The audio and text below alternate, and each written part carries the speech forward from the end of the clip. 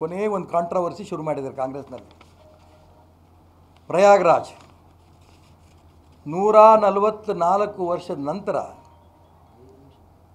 ಕುಂಭಮೇಳ ಆಗ್ತಾ ಇರೋದನ್ನು ಈಗಾಗಲೇ ಈ ದೇಶದ ಹತ್ತತ್ರ ಅರ್ಧ ಜನ ಪ್ರಯಾಗ್ರಾಜಲ್ಲಿ ಹೋಗಿ ಕುಂಭಮೇಳದಲ್ಲಿ ಸ್ನಾನ ಮಾಡಿ ಬಂದಿದ್ದಾರೆ.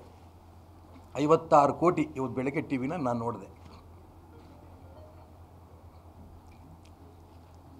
ಇವಾಗಾದರೂ ಕೂಡ ಮಲ್ಲಿಕಾರ್ಜುನ್ ಖರ್ಗೆ ಅವರು ಬಹಳ ದೊಡ್ಡ ತಪ್ಪು ಮಾಡಿಬಿಟ್ಟೆ ನಾನು ಅಂತ ಹೇಳಿ ದೇಶದ ಜನ ವಿದೇಶದ ಜನ ಇಲ್ಲಿ ಬಂದೋಗಿದ್ದಾರೆ. ಅವರಷ್ಟರ ಮುಂದೆನೂ ಕೂಡ ಕಾಂಗ್ರೆಸ್ ಪಕ್ಷ ಎಂಥ ಪಕ್ಷ, ಈ ದೇಶಕ್ಕೆ ಸ್ವತಂತ್ರವನ್ನು ತಂದುಕೊಡೋದಕ್ಕೆ ಹೋರಾಟ ಮಾಡಿದಂಥ ಪಾರ್ಟಿ, ಅದರ ರಾಷ್ಟ್ರೀಯ ಅಧ್ಯಕ್ಷರು ಮಹಾತ್ಮ ಗಾಂಧೀಜಿಯವರು ಇವನ್ನೆಲ್ಲ ಕೂಡ ಗಂಗೆ ಅಂದರೆ ಪವಿತ್ರವಾದ ತಾಯಿ ರೂಪದಲ್ಲಿ ಕಾಣಬೇಕು ಅಂತ ಹೇಳ್ತಾ ಇದ್ರು ಮಹಾತ್ಮ ಗಾಂಧಿಯವರು ಗಂಗೆನ, ಗೋವನ್ನ, ಈ ದೇಶ ಸ್ತ್ರೀಯನ್ನು ಅಂತ ಮಹಾತ್ಮ ಗಾಂಧೀಜಿಯವರಿಗೆ ಅಪಮಾನ ಮಾಡಿಬಿಟ್ಟಿದ್ದಾರೆ ಮಲ್ಲಿಕಾರ್ಜುನ್ ಖರ್ಗೆ ಅವರು. ಅಲ್ಲೋಗಿ ಕುಂಭಮೇಳದಲ್ಲಿ ಮುಳುಗಿ ಬಂದುಬಿಟ್ರೆ ಬಡವರ ಹೊಟ್ಟೆ ತುಂಬತ್ತಾ?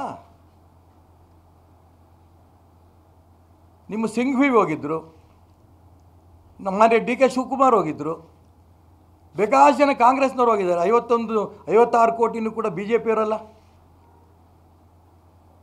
ಎಷ್ಟು ಜನ ಅದರ ಕಾಂಗ್ರೆಸ್ನವ್ರು ಇದ್ರೆ ಗೊತ್ತಿಲ್ಲ.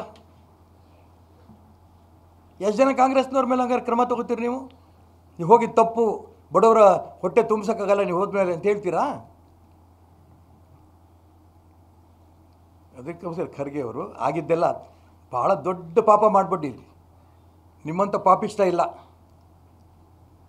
ಹಾಗಾಗಿ ನಾನು ಹೇಳಿಕೆ ಕೊಟ್ಟಿದ್ದು ತಪ್ಪು ಅಂತ ದಯವಿಟ್ಟು ಒಂದು ಕ್ಷಮೆ ಕೇಳಿ.